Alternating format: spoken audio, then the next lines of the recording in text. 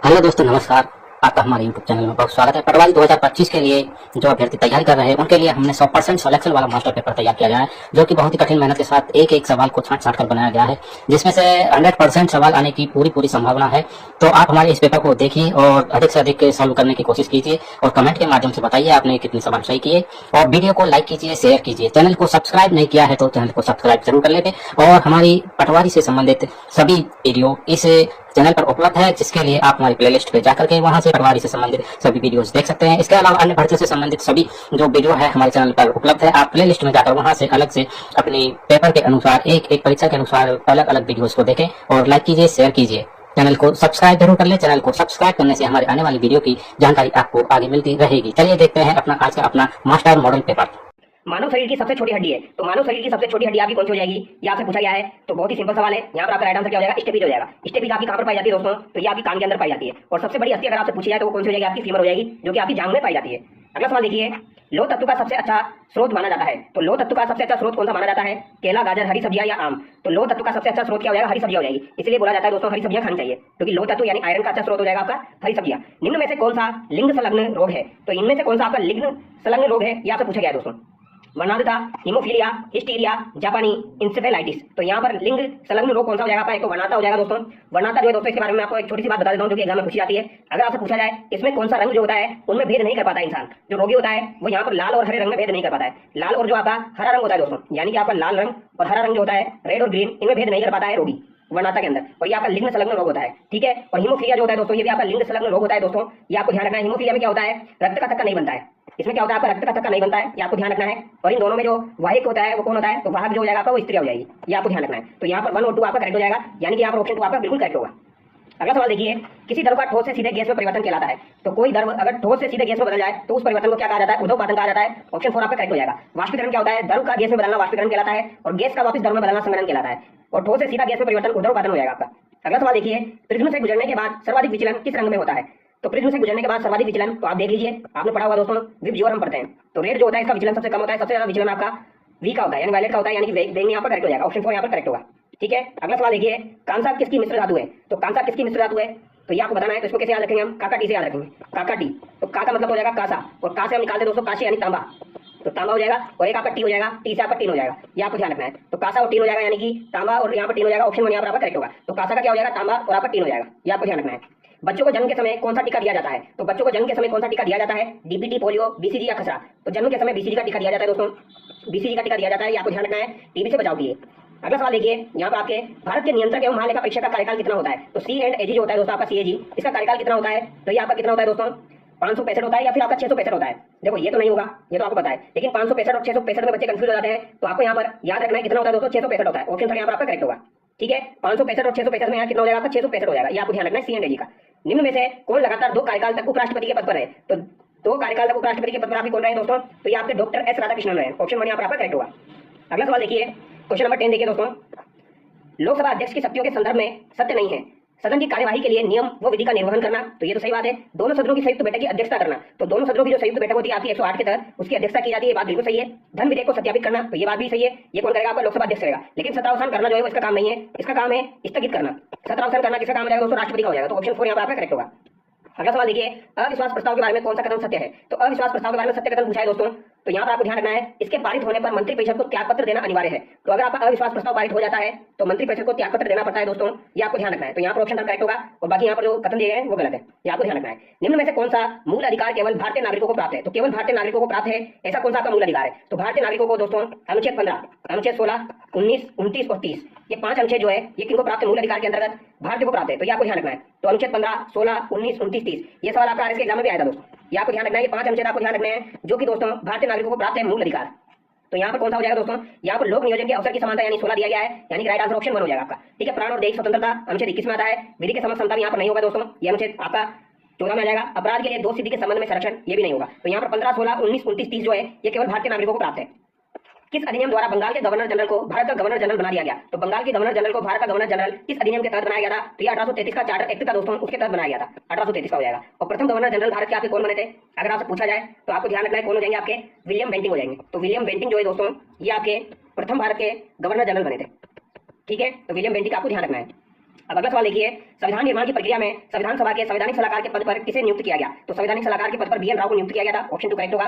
अगला सवाल देखिए, निम्न में से असंगत युग्म का चयन कीजिए। अभिलेख दिया गया है, शासक दिया गया है। गिरनार अभिलेख गौतमी बलश्री दिया गया, जो कि गलत है दोस्तों, क्योंकि गिरनार अभिलेख जो है दोस्तों ये किससे संबंधित है? ये रुद्र दामन से संबंधित है। किससे संबंधित हो जाएगा? आपका रुद्र दामन से संबंधित हो जाएगा, तो ये आपका गलत हो जाएगा दोस्तों। शक शासक का आपका रुद्र दामन, कौन सा शासक था? शक शासक रुद्र दामन जो है उससे संबंधित आपका गिरनार अभिलेख। गौतमी बलश्री से संबंधित कौन सा अभिलेख हो जाएगा आपका? तो गौतमी बलश्री जो है दोस्तों इनसे संबंधित अभिलेख है आपका नासिक अभिलेख। ये आपको ध्यान रखना है, कौन सा हो जाएगा? नासिक अभिलेख आपका गौतमी बलश्री से संबंधित है। बाकी भीतरी स्तंभ यहाँ पर स्कंदगुप्त सही दिया गया है। मंदसौर आपका यशोधर्मन सही दिया गया है। हाथी गुम्फा खारवेल यहाँ पर सही दिया गया है, तो ये आपको ध्यान रखना है। अगला सवाल देखिए, निम्न में से कौन सा विद्वान कनिष्क के दरबार में निवास करता था? इंपॉर्टेंट सवाल है। कनिष्क के दरबार में आपके कौन कौन से दोस्तों विद्वान थे जो निवास करते थे? तो कनिष्क के दरबार में 3 विद्वान आपको ध्यान रखने हैं। एक तो आपको ध्यान रखना है दोस्तों अश्वघोष। अश्वघोष जो है ये आप किसके दरबार में था? कनिष्क के दरबार में था। इसके साथ आपको याद रखना है वसुमित्र, अश्वघोष, वसुमित्र, और इसके अलावा एक आपका हो जाएगा नागार्जुन। तो 1, 2 और 3 ये आपको ध्यान रखना है किसके दरबार में हो जाएंगे दोस्तों? ये कनिष्क के दरबार में हो जाएंगे। तो वसुमित्र, अश्वघोष और नागार्जुन कनिष्क के दरबार में थे, जबकि वराहमिहिर, धनवंतरी और कालिदास ये तीनों किसके दरबार में हो जाएंगे दोस्तों? ये तीनों आपके किसके दरबार में हो जाएंगे? तो ये तीनों आपके हो जाएंगे विक्रमादित्य के दरबार में हो जाएंगे। यानी कि ये किसके दरबार में होंगे? एग्जैक्ट अगर नाम मैं आपको बताऊं, यानी कि चंद्रगुप्त द्वितीय विक्रमादित्य के काल में हो जाएंगे। तो चंद्रगुप्त द्वितीय के काल के हो जाएंगे आपके वराहमिहिर, धनवंतरी, कालिदास। यानी चंद्रगुप्त द्वितीय के दरबार में हो जाएंगे वराहमिहिर, धनवंतरी और कालिदास, जबकि नागार्जुन, अश्वघोष और वसुमित्र जो है ये कनिष्क के दरबार में हो जाएंगे। तो ये 6 नाम आपको ध्यान रखना इंपॉर्टेंट है। अगला सवाल देखिए, निम्न में से किस ग्रंथ से भारत पर अरब आक्रमण की जानकारी मिलती है? तो अरब आक्रमण की जानकारी किससे प्राप्त होगी आपको? तो चचनामा से आपको अरब आक्रमण की जानकारी प्राप्त होती है, जबकि शाहनामा और किताबुल हिंद से आपको तुर्क आक्रमण की जानकारी प्राप्त होती है। तो शाहनामा, किताबुल हिंद से तुर्क आक्रमण की जानकारी प्राप्त होगी, जबकि चचनामा से आपको अरब आक्रमण की जानकारी प्राप्त होती है। भूमि की पैमाइश करवाने वाला दिल्ली का प्रथम शासक कौन था? तो भूमि की पैमाइश करवाने वाला दिल्ली का प्रथम शासक अलाउद्दीन खिलजी था। ऑप्शन 3 यहाँ पर करेक्ट होगा। अगला सवाल देखिए, भारत में हिंदी में प्रकाशित होने वाला पहला समाचार पत्र कौन सा था? तो भारत में हिंदी में प्रकाशित होने वाला पहला समाचार पत्र आपका कौन सा हो जाएगा? तो ये आपका हो जाएगा दोस्तों उदंत मार्तंड। ये आपको ध्यान रखना है। तो उदंत मार्तंड जो है ये पहला हिंदी समाचार पत्र था भारत में प्रकाशित होने वाला। ये किसके द्वारा प्रकाशित किया गया था? तो ये आपका जुगल किशोर के द्वारा प्रकाशित किया गया था। जुगल किशोर के द्वारा ये प्रकाशित किया गया था। और ये प्रकाशित कहां से हुआ था अगर आपसे पूछा जाए तो ये आपका कलकत्ता से प्रकाशित हुआ था। कब प्रकाशित हुआ था? तो 1826 में प्रकाशित हुआ था। तो ये बात आपको ध्यान रखनी है। तो उदंत मार्तंड इंपॉर्टेंट है क्योंकि ये पहला हिंदी समाचार पत्र है। जुगल किशोर, कलकत्ता, 1826, ये तीनों बातें ध्यान रखनी है। आगे देखते हैं, भारत की राजधानी को कलकत्ता से दिल्ली स्थानांतरित करने की घोषणा कब की गई? तो भारत की राजधानी को कलकत्ता से दिल्ली ट्रांसफर कब किया गया था? तो ये 1911 में किया गया था। ऑप्शन 2 आपका करेक्ट होगा। 1911 में क्या हुआ था दोस्तों? 1911 में एक तो आपका बंगाल विभाजन जो था वो रद्द कर दिया गया था। तो बंगाल का जो विभाजन हुआ था वो यहाँ पर रद्द कर दिया गया था 1911 में। ये बात आपको ध्यान रखनी है। और 1911 में ही कलकत्ता से दिल्ली ट्रांसफर करी गई थी आपकी राजधानी। 1911 में क्या हुआ था? वायसराय लॉर्ड होर्डिंग ने इंग्लैंड के सम्राट जॉर्ज पंचम का स्वागत किया था दोस्तों दिल्ली दरबार में। ठीक है, तो ये बात आपको ध्यान रखनी है।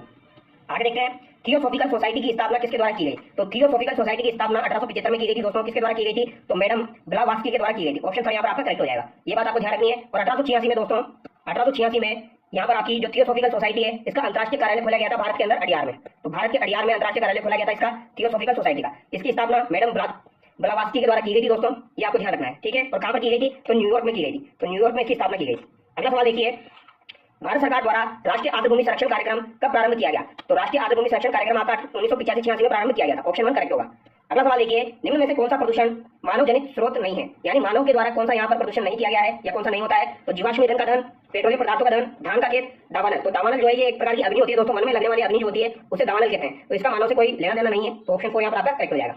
मिनिकाई को मालदीव से अलग करता है। तो मिनिकाई जो है उसको मालदीव से कौन अलग करता है? तो इसको कैसे याद रखोगे दोस्तों? इसको याद रखना, मैंने आपको बताया था मामी लक्ष्मी छोटी कार, मामी लक्ष्मी छोटी कार, इस तरीके से याद रखना है। मामी इसके बीच में आपका 8 डिग्री आ जाएगा और मी और लक्ष्मी के बीच में आपका 9 डिग्री आ जाएगा। ठीक है, और लक्षद्वीप और आपका छोटी कार जो है यानी इसके बीच में आपका क्या आ जाएगा दोस्तों? 10 डिग्री आ जाएगा। इस लक्ष्मी को छोड़िए, छोटी कार के बीच में आपका क्या आ जाएगा? 10 डिग्री आ जाएगा। ठीक है, यानी कि मालदीव और मिनिकाई के बीच में 8 डिग्री आपका आ जाएगा। तो यहाँ पर मिनिकाई और मालदीव का पूछा गया है तो ये कितना हो जाएगा? आपका 8 डिग्री चैनल हो जाएगा। लेकिन आपसे पूछा जाए मिनिकाई और लक्षद्वीप को कौन से डिग्री अलग करता है? तो 9 डिग्री चैनल अलग करता है। और 10 डिग्री को दोस्तों आपका छोटा अंडमान निकोबार अलग करता है। तो ये आपको ध्यान रखना है। ठीक है, आगे देखिए, ब्रह्मपुत्र को तिब्बत में किस नाम से जाना जाता है? तो ब्रह्मपुत्र को तिब्बत के अंदर सांगो के नाम से जाना जाता है, जबकि दिहांग इसे अरुणाचल प्रदेश में कहा जाता है। अरुणाचल प्रदेश में से दिहांग कहा जाएगा। जमुना इसे कहां पर कहा जाता है दोस्तों? बांग्लादेश में से जमुना कहा जाता है। तो ब्रह्मपुत्र को बांग्लादेश में जमुना कहा जाएगा, अरुणाचल प्रदेश में दिहांग कहा जाएगा, सांग को इसे कहा जाएगा? तिब्बत में कहा जाएगा। तो ये बात आपको दिमाग में सेट करनी है। और अगर आपसे पूछा जाए ब्रह्मपुत्र इसे कहा जाता है? तो ब्रह्मपुत्र इसे असम में कहा जाता है। तो असम में से क्या कहा जाएगा? ब्रह्मपुत्र कहा जाएगा। और ये सबसे बड़ा आपका नदी द्वीप बनाती है माजुली द्वीप।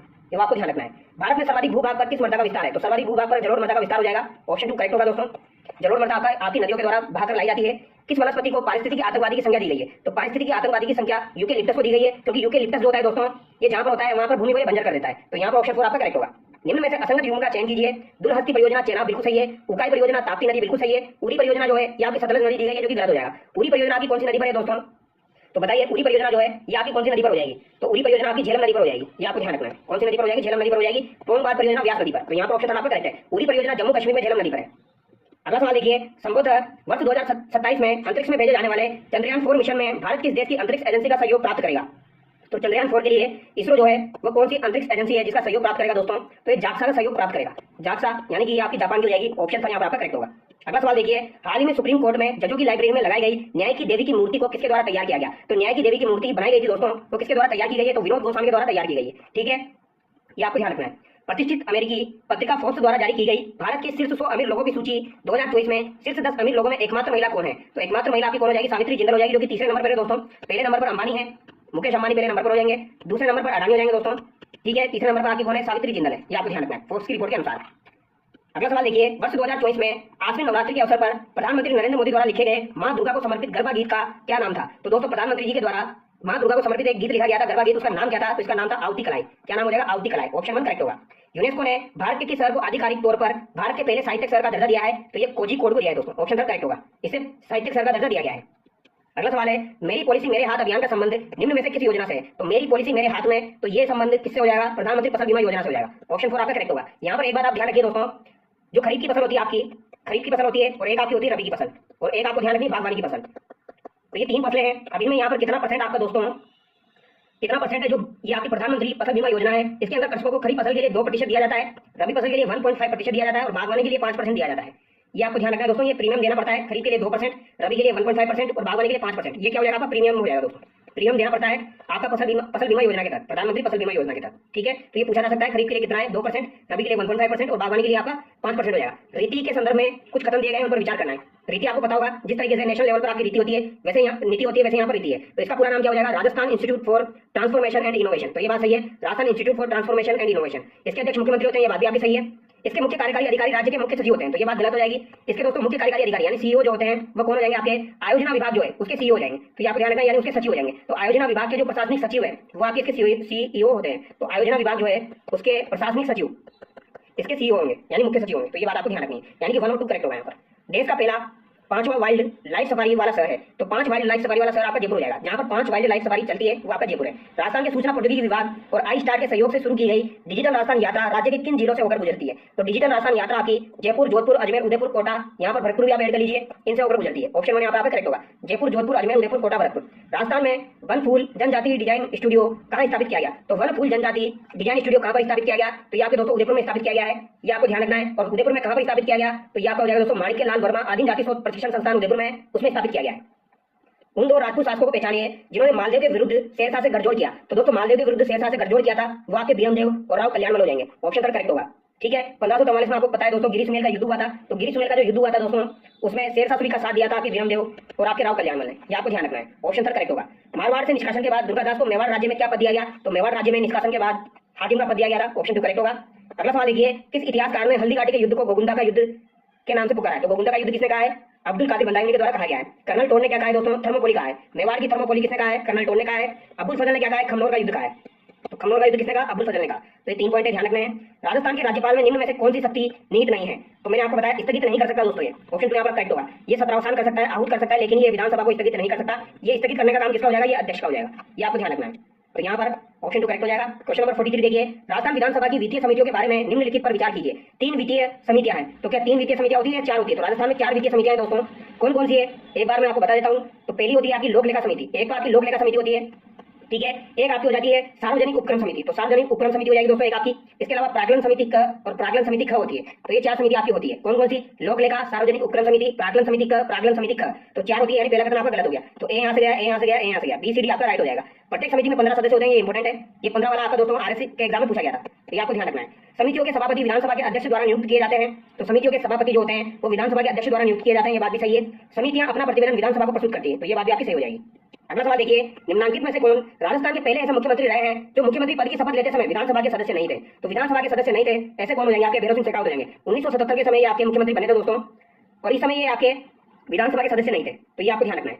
राजस्थान उच्च न्यायालय की स्थापना किस वर्ष हुई? तो राजस्थान उच्च न्यायालय की स्थापना दोस्तों 1949 में हुई। ऑप्शन 3 यहाँ पर आपका करेक्ट हो जाएगा। एग्जैक्ट अगर डेट आपसे पूछी जाए तो इसकी स्थापना कब हुई थी दोस्तों? तो ये आपकी हुई थी 29 अगस्त 1949 को। कब हुई थी? 29 अगस्त 1949 को स्थापना हुई थी। कहाँ पर हुई थी? जोधपुर में हुई थी। प्रधान पीठ आपकी जोधपुर में हो जाएगी उच्च न्यायालय की। एक खंडपीठ आपकी जयपुर में, जिसकी स्थापना 1977 में हुई थी।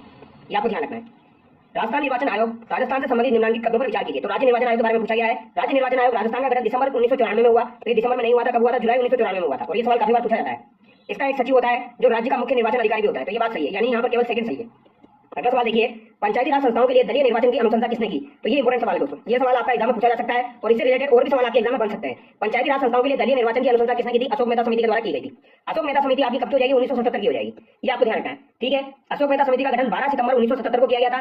और दोस्तों इसने दलीय निर्वाचन यानी कि SC और ST के लिए जो निर्वाचन होता है उसमें आरक्षण की सिफारिश की थी अशोक मेहता समिति ने। और दूसरी बात आपको क्या ध्यान रखना है दोस्तों, यहाँ पर अशोक मेहता समिति जो है, जो कि 1977 में इसका गठन हुआ था, इसने द्विस्तरीय पंचायती राज प्रणाली की अनुशंसा की थी, यानी कि इसने द्विस्तरीय पंचायती राज प्रणाली की स्थापित करने की अनुशंसा की थी। और पंचायतों का कार्यकाल इसने 4 वर्ष करने की सिफारिश की थी, यानी कि द्विस्तरीय पंचायती हो और आपका 4 वर्ष का जो है वो पंचायतों का कार्यकाल रखना और SC ST के लिए आरक्षण। तो ये 3 बातें आपको ध्यान रखनी है, ठीक है। द्विस्तरीय प्रणाली की इसने अनुशंसा की, 4 वर्ष का कार्यकाल इसने सिफारिश की और SC ST के लिए दोस्तों इसने आरक्षण की सिफारिश की। तो ये किसने की थी? अशोक मेहता समिति ने की थी। तो ये तीनों बातें घुमा फिरा के एग्जाम में पूछी जाती है। अगला सवाल देखिए, निम्न में से कौन सा कथन पंचायती राज संस्थाओं के बारे में सत्य नहीं है? सर्वप्रथम राजस्थान में पंचायती राज व्यवस्था की शुरुआत हुई, तो ये सही बात है। 73वां संविधान संशोधन 1992 में लागू हुआ, तो ये भी सही है। 11वीं अनुसूची में कुल 29 विषय है, तो ये बात भी आपकी सही हो जाएगी।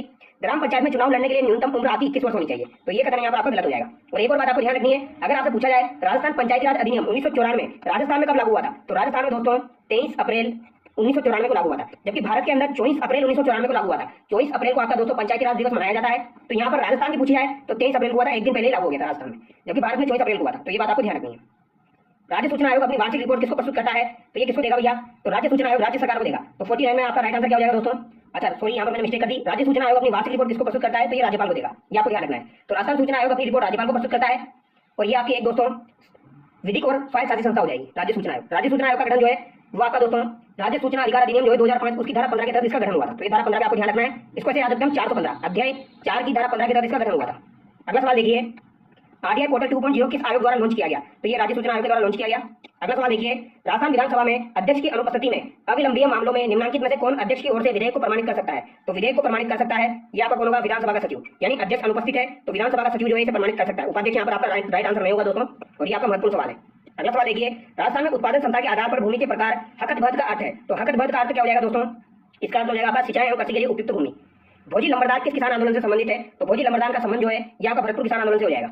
राजस्थान महिला परिषद की स्थापना उदयपुर में 1947 में किसके द्वारा की गई? तो राजस्थान महिला परिषद की स्थापना 1947 में की गई थी दोस्तों, किसके द्वारा की गई थी? तो ये आपकी शांता त्रिवेदी के द्वारा की गई थी। इनका संबंध उदयपुर प्रजामंडल से हो जाएगा, ऑप्शन 4 करेक्ट होगा। कौन सा युग्म हस्तशिल्प स्थान सही सुमेलित नहीं है? टाई एंड डाई जिसे बंदेज कहा जाता है जयपुर सही है, मसूरिया साड़ी कैथून भी सही है, लकड़ी के खिलौने जो है ये आपका बस्ती भी सही है। तारकसी का काम आपका उदयपुर ना होगा, यहाँ पर क्या होगा दोस्तों? नाथ द्वारा होगा। तो तारकसी का काम जो है नाथ द्वारा में होता है, तो ऑप्शन 4 आपका करेक्ट हो जाएगा, यानी कि गलत है। गेहूं के बीधन का प्रयोग दाबू के लिए कहाँ होता है? तो गेहूं के बीधन का प्रयोग जो है दोस्तों ये आपका दाबू के लिए कहाँ होगा? तो ये बगरू में होगा। तो गेहूं के बीधन का प्रयोग आपका बगरू में होगा, ये बात आपको ध्यान रखनी है। लेकिन अगर आपसे पूछा जाए दोस्तों कि आपका जो सवाई माधोपुर है और अकोला में कौन से आपके बीधन का प्रयोग होता है, तो कौन से दाबू का प्रयोग होता है? तो सवाई माधोपुर और अकोला में मोम का, वो बालोतरा में मिट्टी का। तो बालोतरा में तो आपका कैसा हो जाएगा दोस्तों? मिट्टी का हो जाएगा। तो बालोतरा में आपके मिट्टी का बीघन का प्रयोग होगा बालोतरा में, और सवाई माधोपुर में और अकोला में आपका, अकोला चित्तौड़गढ़ में पड़ता है, तो यहाँ पर आपके मोम के दाबू का प्रयोग होता है। तो यहाँ पर मोम का हो जाएगा, बालोतरा में मिट्टी का हो जाएगा और बगरू में आपका गेहूं के बीघन का हो जाएगा। तो ये 3 इंपॉर्टेंट है और तीनों अलग अलग बार एग्जाम में पूछे गए हैं। बच्चे बारस का त्योहार मनाया जाता है तो भाद्रपद महीने के कृष्ण पक्ष की द्वादशी को मनाया जाता है। तो शुक्ल तो नहीं होगा यहाँ पर, कृष्ण पक्ष की द्वादशी को मनाई जाती है आपकी बच्चे बारस भाद्रपद महीने की। तो यहाँ पर ऑप्शन करेक्ट हो जाएगा। निम्नलिखित में से कौन सा त्योहार एक कैलेंडर वर्ष में विक्रम संवत के अनुसार सबसे बाद में आता है? तो विक्रम संवत के अनुसार सबसे बाद में आता है, तो ये कौन सा हो जाएगा आपका? तो देखिए भैया, गणगौर आपका कब आता है? गणगौर तो आपका चित्र के महीने में आता है, ठीक है। कृष्ण जन्माष्टमी आपकी भाद्रपद के महीने में आती है। रक्षाबंधन आपका कब आता है? तो रक्षाबंधन आपका श्रावण के महीने में आता है, ठीक है। और होली आपकी कब आती है दोस्तों? होली आपकी आती है फाल्गुन मास की पूर्णिमा को। तो ये कब आएगी? आपकी फाल्गुन मास को आएगी। तो सबसे बाद में यहाँ पर कौन सी होगी आपकी? तो सबसे बाद में आपकी हो जाएगी दोस्तों होली हो जाएगी, ऑप्शन 1 करेक्ट होगा। क्योंकि चैत्र आपका सबसे पहले आ गया यहाँ पर, विक्रम संवत के अनुसार पूछा गया है, श्रावण आ गया, फिर उसके बाद भाद्रपद आ गया, फिर उसके बाद आपका फाल्गुन आएगा। तो यहाँ पर होली आपका राइट आंसर हो जाएगा। अगला सवाल देखिए, निम्न में से किसने जयपुर में नाथों का प्रभाव समाप्त कर रामानंदी भक्ति परंपरा स्थापित की थी? तो नाथों का प्रभाव समाप्त किया था आपके कृष्णदास परिहारी ने, तो ऑप्शन 1 यहाँ पर आपका करेक्ट हो जाएगा। और इन्होंने रामानंदी भक्ति परंपरा की स्थापना की थी दोस्तों, ये आपको ध्यान रखना है। निम्नलिखित में से कौन सा यहाँ पर संप्रदाय और प्रमुख पीठ असंगत है? अलगिया संप्रदाय की पीठ यहाँ पर बिलाड़ा जोधपुर दी गई है, जो कि साफ साफ गलत हो जाएगी दोस्तों, क्योंकि अलगिया संप्रदाय जो है इसकी प्रधान पीठ आपकी बीकानेर में हो जाएगी, ठीक है। अलगिया संप्रदाय के प्रवचक लालगिरी हो जाएंगे। निरंजनी संप्रदाय के संत हरिदास जी गाड़ागांव डिडवाना सही है। लालदासी आपके धोली धूप अलवर हो जाएंगे। बुधर संप्रदाय दादरा बिलवाड़ा बिल्कुल सही है, यहाँ पर वन आपकी गलत हो जाएगी। नेमिनाथ बारहमासा संबंधित है, तो नेमिनाथ बारहमासा किसके द्वारा लिखी गई है? तो ये आपकी पालन के द्वारा लिखी गई है। जबकि सुमति गणित के द्वारा कौन सी लिखी गई है दोस्तों? इनके द्वारा भी एक किताब लिखी गई है। तो 61 जो है दोस्तों ये आपका इंपोर्टेंट सवाल है, क्योंकि नेमिनाथ राज जो है, अगर आपसे पूछा जाए नेमिनाथ राज किसके द्वारा लिखी गई है, तो नेमिनाथ राज जो है ये आपकी सुमति गणित के द्वारा लिखी गई है, जबकि नेमिनाथ बारहमासा तो आपकी पालन के द्वारा लिखी गई है। तो दोनों आप ध्यान रखिए। मध्यकाल में खंगा एक प्रकार है, तो मध्यकाल में खंगा किसका प्रकार हो जाएगा? तो ये पगड़ी का प्रकार हो जाएगा, सिर पर पहना हुआ या पगड़ी का। मांगीलाल मिस्त्री का संबंध किस कला से है? तो बताइए इसका राइट आंसर क्या होगा? कावड़ हो जाएगा दोस्तों। क्या हो जाएगा? कावड़ हो जाएगा। 1933 में कलकत्ता में आयोजित अखिल भारतीय मारवाड़ी महिला सम्मेलन की अध्यक्षता किसने की? तो अखिल भारतीय मारवाड़ी महिला सम्मेलन की अध्यक्षता किसके द्वारा की गई? तो जानकी देवी बजाज के द्वारा 1933 में की गई थी। जानकी देवी बजाज के बारे में आपको यह भी ध्यान रखना है, 1956 में इनको पद्म विभूषण से सम्मानित किया जा चुका है। तो 1956 में दोस्तों इनको पद्म विभूषण से सम्मानित किया जा चुका है, जो कि आपका एग्जाम में आ चुका है, इसलिए मैं आपको बता रहा हूं। और दोस्तों भूदान आंदोलन के दौरान, जब आपका भूदान आंदोलन हुआ था, उसके दौरान लगभग 108 कुओं का निर्माण भी करवाया था आपकी जानकी देवी बजाज ने। तो भूदान आंदोलन के दौरान 108 कुओं का निर्माण आपकी जानकी देवी बजाज ने करवाया। 1956 में इनको पद्म विभूषण दिया गया। 1933 में इन्होंने अखिल भारतीय मारवाड़ी महिला सम्मेलन की अध्यक्षता भी की। तो ये तीनों बातें आपको ध्यान रखनी है। और आपका जो नमक सत्याग्रह हुआ था, उसके दौरान इनको 6 माह की जेल भी हुई थी। तो 6 माह की जेल हुई थी इनको नमक सत्याग्रह के दौरान। देखो बताने के लिए बहुत सारी चीजें होती है, लेकिन इतने सारे सवाल मैं आपको करवा रहा हूँ तो वीडियो बहुत ज्यादा लंबा हो जाता है। तो इस वजह से हम थोड़ा सा कम डिटेल आपको शेयर करते हैं, ताकि आपका काम भी हो जाए और आपको चीजें समझ में भी आ जाए। श्रीमती रमा देवी राजस्थान की किस आंदोलन से संबंधित रही है? तो रमा देवी का संबंध आपके कौन से आंदोलन से रहा है? तो इनका संबंध आपका बिजोलिया किसान आंदोलन से रहा है। अब यहाँ पर सूची 1 को सूची 2 से दोस्तों सम्मिलित करना है, तो देख लेते हैं एक बार। अलवर से आपका पांडुपोल हो जाएगा दोस्तों, ठीक है। सोनी जी की नशा आपकी अजमेर में हो जाएगी। कोलायत आपका बीकानेर में है, कोलाई झील। और पुंचरी का लोटा तो आपको पता होगा, ये डी भरतपुर में हो जाएगा। तो यहाँ पर राइट आंसर देखिए आप, 4th, फिर आपका हो जाएगा 3rd, फिर 2nd, फिर 1st। तो 4th, 3rd, 2nd, 1st option 3 यहाँ पर आपका करेक्ट हो जाएगा। अगला सवाल देखिए, निम्नलिखित में से कौन सा सर्वोच्च पर्वत शिखर है? तो कौन सा आपका सर्वोच्च पर्वत शिखर है? रोजा बाकर, डोरा पर्वत, खो या साया? तो इनमें सबसे ऊंचा पर्वत शिखर आपका कौन सा हो जाएगा? खो हो जाएगा। ऑप्शन 3 करेक्ट होगा। इनकी ऊंचाई मैं आपको बता देता हूं दोस्तों, जो खो है इसकी ऊंचाई आपको ध्यान रखनी है 920 मीटर। कितनी हो जाएगी? 920 मीटर हो जाएगी। सायरा की ऊंचाई पूछी जाए तो इसकी ऊंचाई कितनी हो जाएगी? 900 मीटर हो जाएगी। सायरा की ऊंचाई है 900 मीटर। डोरा पर्वत की ऊंचाई है 869 मीटर, और ये 869 मीटर एक बार पूछी जा चुकी है। 920 याद रखनी है, सायरा 900 मीटर ध्यान रखना है, डोरा 869 हो जाएगा। रोजा भाकर की ऊंचाई आपकी 730 मीटर हो जाएगी, जो कि आपकी जालोर में हो जाएगी। ये आपको ध्यान रखना है, रोजा भाकर। और ये आपका डोरा पर्वत जो है ये जालोर में दोस्तों, ये आपको ध्यान रखना है। खो आपका दोस्तों कहाँ पर हो जाएगा? तो खो आपका जो है ये जयपुर में हो जाएगा। और सायरा जो है दोस्तों ये भी आपको ध्यान रखना है, ठीक है। सायरा आपकी उदयपुर में हो जाएगी। निम्नलिखित में से कौन सा क्रम पर्वत चोटियों एवं उनकी ऊंचाइयों के अवरोही क्रम के अनुसार सही है? तो यहाँ पर कौन सा आपका सही है ये आपको बताना है। तो यहाँ पर भी दोस्तों अवरोही क्रम जमाना है, यानी सबसे पहले आपकी सबसे ऊंचाई वाली आ जाएगी, फिर उसके बाद में आपकी कम की तरफ आपको चलना है। तो अवरोही क्रम में आपको जमाना है। तो यहाँ पर सबसे पहले आपका नागपाड़ आएगा, फिर बेराज, फिर बाबाई, फिर आपका बेराट। बेराट आपकी दोस्तों कोटपुतली बरोड़ में हो जाएगी। इसकी ऊंचाई कितनी? 704 मीटर है। बाबाई की ऊंचाई पूछी जाए तो ये आपकी झुंझुनू में हो जाएगी, और इसकी ऊंचाई कितनी हो जाएगी? 780 मीटर हो जाएगी। बाबाई आपकी झुंझुनू में है दोस्तों, बाबाई अलग है, बाबाई अलग है। बेराज आपकी अलवर में हो जाएगी, और इसकी ऊंचाई कितनी है? 792 मीटर हो जाएगी, 792 मीटर। और नागपाड़ की ऊंचाई आपकी 795 मीटर हो जाएगी। तो ये भी आपको ध्यान रखना है। अब यहाँ पर दोस्तों इंग्लिश के कुछ सवाल हम देख लेते हैं, पैराग्राफ आप खुद से कर लेना। यहाँ पर हम इंग्लिश के एरर वाले सवाल देख लेते हैं। यहाँ पर एरर आपको बतानी है, if I was he I would not accept this gift.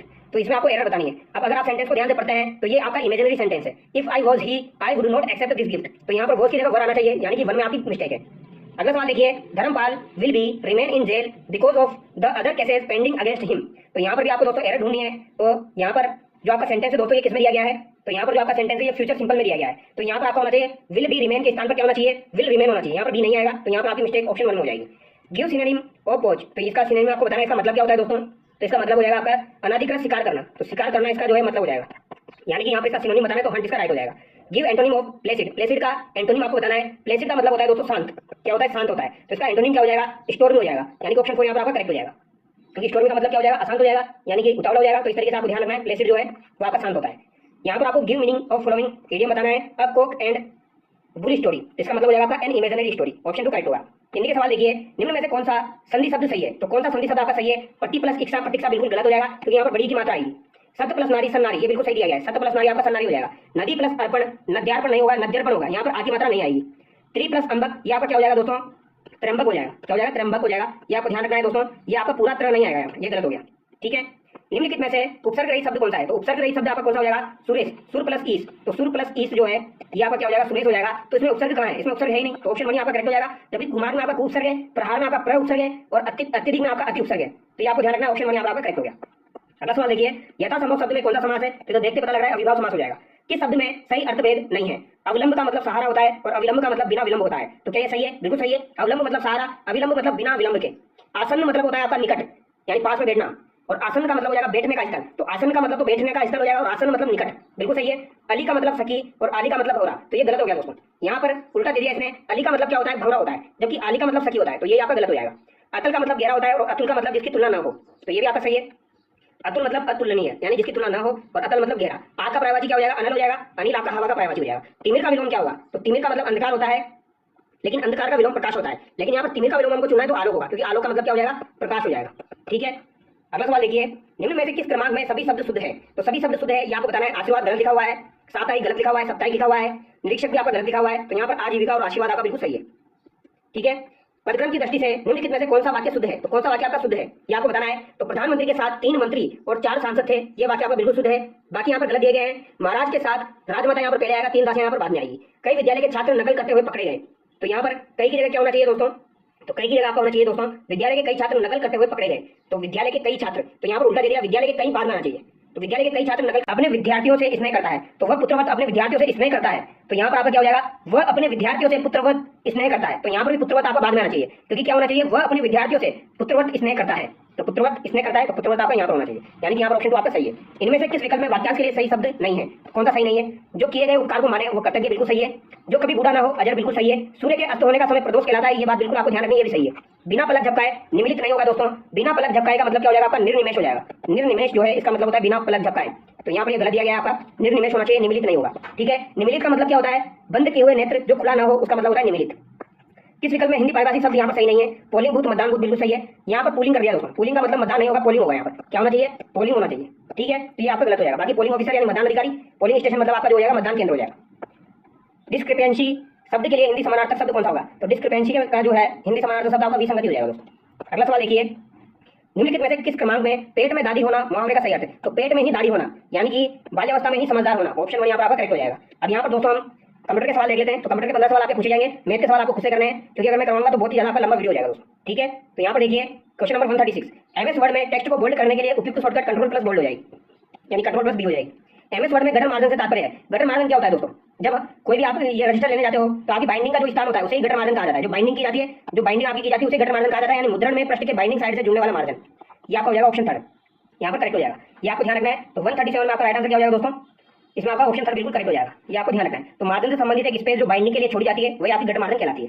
किसी एक्टिव सेल के कंटेंट को एडिट करने के लिए कौन सी फंक्शन की यूज में ली जाती है? F2 यूज में ली जाती है किसी एक्टिव सेल के कंटेंट को एडिट करने के लिए। एक्सेल में नंबरों के सेट में सबसे बड़ी वैल्यू की गणना करने के लिए कौन सा फंक्शन हो जाएगा? तो मैक्सिमम हो जाएगा, जो कि सबसे बड़ी वैल्यू की गणना करेगा। एवरेज आपका एवरेज निकालेगा, मिनिमम आपका मिनिमम वाला निकालेगा, मैक्सिमम मैक्सिमम वाला निकालेगा। अगला सवाल देखिए, पावर पॉइंट में प्रेजेंटेशन में स्लाइड शो के दौरान अगले स्लाइड पर जाने के लिए किस शॉर्टकट कुंजी का प्रयोग किया जाता है? तो पावर पॉइंट में दोस्तों प्रेजेंटेशन चल रही है और आपको स्लाइड शो जो चल रहा है उसके दौरान अगली स्लाइड में जाना है तो आपको एन शॉर्टकट की को यूज में लेना पड़ेगा, और प्रीवियस आना है तो पी को यूज में लेना पड़ेगा, यानी पीछे आना है तो पी और आगे जाना है तो एन। निम्न में से कौन सा एक पेरिफेरल डिवाइस नहीं है? तो कीबोर्ड, प्रिंटर और मॉनिटर। यहाँ पे पेरिफेरल डिवाइस है, जबकि मदरबोर्ड आपका पेरिफेरल डिवाइस में नहीं आता है। पिक्सल की वह संख्या जिसे डिस्प्ले स्क्रीन समायोजित कर सकती है उसे कहा जाता है, तो इसे रिजोल्यूशन कहा जाता है दोस्तों। क्या कहा जाएगा? रिजोल्यूशन कहा जाएगा, ये आपको ध्यान रखना है, रिजोल्यूशन इसे कहा जाता है। अगला सवाल देखिए, एलसीडी में मॉनिटर में सी क्या पूर्ण रूप है? तो लिक्विड क्रिस्टल डिस्प्ले बोला जाता है एलसीडी को, लिक्विड क्रिस्टल डिस्प्ले। तो यहाँ पर क्रिस्टल आपका राइट आंसर होगा। कंप्यूटर के संदर्भ में डीवीडी का तात्पर्य है। तो डीवीडी क्या होती है? डिजिटल वर्सेटाइल डिस्क होती है दोस्तों। तो डिजिटल वर्सेटाइल डिस्क होती है, और डीवीडी की क्षमता कितनी होती है मेमोरी की? अगर आपसे पूछी जाए तो कितनी क्षमता होती है इसकी? 4.7 जीबी से लेके 17 जीबी तक इसकी क्षमता होती है, ये आपको ध्यान रखना है, यानी कि इतना ही आपका स्टोरेज कर सकती है, 4.7 से लेके 17 जीबी तक। यूसीबी पेन ड्राइव किस प्रकार की स्टोरेज डिवाइस के अंतर्गत आता है? तो ये आपकी सेकेंडरी मेमोरी के अंतर्गत आता है। अगला सवाल है, निम्न में से कौन सा ऑपरेटिंग सिस्टम एक से अधिक माइक्रो प्रोसेसर का उपयोग करता है? तो आपका जो दोस्तों मल्टी टास्किंग ऑपरेटिंग सिस्टम, यहाँ पर राइट आंसर नहीं होगा। यहाँ पर राइट क्या होगा? आपका मल्टी यूजर ऑपरेटिंग सिस्टम ही नहीं होगा दोस्तों, यहाँ पर होगा multi processing operating system. Multi processing operating system होगा, एक से अधिक माइक्रो प्रोसेसर का उपयोग करता है मल्टी प्रोसेसिंग ऑपरेटिंग सिस्टम। अगला सवाल है, वह कौन सा ऑपरेटिंग सिस्टम है जो डिवाइस में स्वतः पूर्ण है एवं रोम में रहता है? तो स्वतः ही पूर्ण है और रोम में रहता है, ये ऐसा कौन सा ऑपरेटिंग सिस्टम है? तो ये आपका हो जाएगा दोस्तों एम्बेडेड ऑपरेटिंग सिस्टम। ऑप्शन 3 यहाँ पर आपका करेक्ट हो जाएगा, और ये इंपॉर्टेंट सवाल है। एम्बेडेड ऑपरेटिंग सिस्टम विशेष कार्य करने के लिए बनाया जाता है दोस्तों, और ये आपका दोस्तों रोम में ऑलरेडी होता है, ये आपको ध्यान रखना है, एम्बेडेड ऑपरेटिंग सिस्टम। निम्न में से कौन सा सिस्टम सॉफ्टवेयर का उदाहरण नहीं है? तो सॉफ्टवेयर का उदाहरण कौन सा नहीं है? सिस्टम सॉफ्टवेयर का। तो सिस्टम सॉफ्टवेयर आपका एमएस ऑफिस नहीं है दोस्तों, एमएस ऑफिस आपका एप्लीकेशन सॉफ्टवेयर है, ये आपको ध्यान रखना है। ठीक है, 148 में आपका राइट आंसर क्या हो जाएगा? ऑप्शन 2 हो जाएगा। किस फाइल एक्सेस मेथड द्वारा डेटा को रैंडम एक्सेस किया जाता है? तो डेटा को रैंडम एक्सेस डायरेक्ट एक्सेस के द्वारा ही किया जा सकता है। निम्न में से कौन सी कंप्यूटर की सीमा नहीं है? तो कंप्यूटर की सीमा कौन सी नहीं है? सीमा का मतलब दोस्तों यानी कंप्यूटर की कौन सी सीमा नहीं है, ये पूछा गया है। विद्युत पर निर्भरता, तो विद्युत के ऊपर निर्भर करता है, यानी इसकी सीमा हो जाएगी, यानी इसकी नेगेटिव में सीमा हो जाएगी। वायरस का खतरा, ये भी इसकी सीमा हो जाएगी। बुद्धिमत्ता का अभाव, ये भी इसकी सीमा हो जाएगी। लेकिन कर्मठता इसकी सीमा नहीं है दोस्तों, ये तो इसकी क्वालिटी है। तो ऑप्शन 4 यहाँ पर आपका करेक्ट होगा, ये इसकी क्या हो जाएगी? विशेषता हो जाएगी, ये सीमा नहीं है, कर्मठता इसकी विशेषता है। ठीक है, तो ऑप्शन 4 यहाँ पर आपका करेक्ट होगा। बाकी